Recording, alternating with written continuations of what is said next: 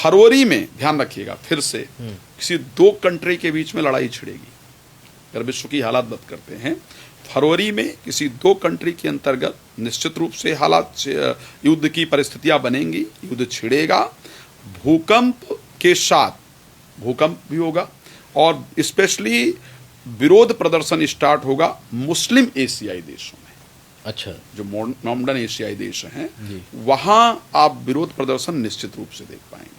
वहां पे क्या विरोध होगा? वहां तो शरिया कानून लागू है, वो किसका विरोध करेंगे? कुछ भी हो, अच्छा, लेकिन होगा जरूर, क्योंकि बांग्लादेश में भी तो शरिया कानून लागू था।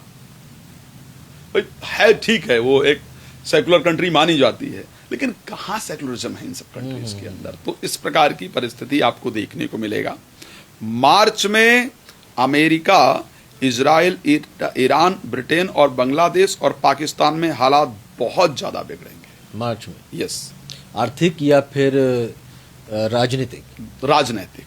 अच्छा, इसमें यूएस भी शामिल होगा, अच्छा, इजराइल भी शामिल होगा और उसके साथ साथ ब्रिटेन, बांग्लादेश और पाकिस्तान भी होगा। और क्यों होंगे? बिकॉज एक नेता की हत्या कर दी जाएगी। तो इस प्रकार की कंडीशन रहेगी।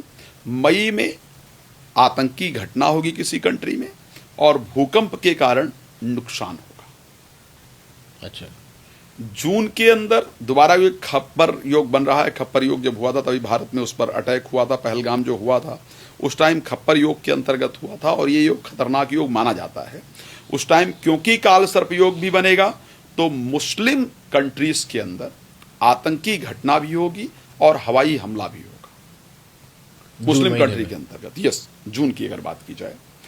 जुलाई में पाक, ईरान, गाजा, सीरिया, कतर में युद्ध भी होगा और युद्ध और हवाई हमला इत्यादि जो कतर जैसे देश में। यस।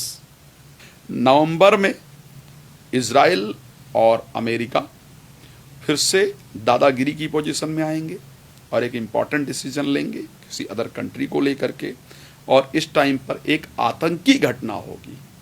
उसके बाद ये लोग दादागिरी की पोजीशन में आएंगे। इस प्रकार रहेगा।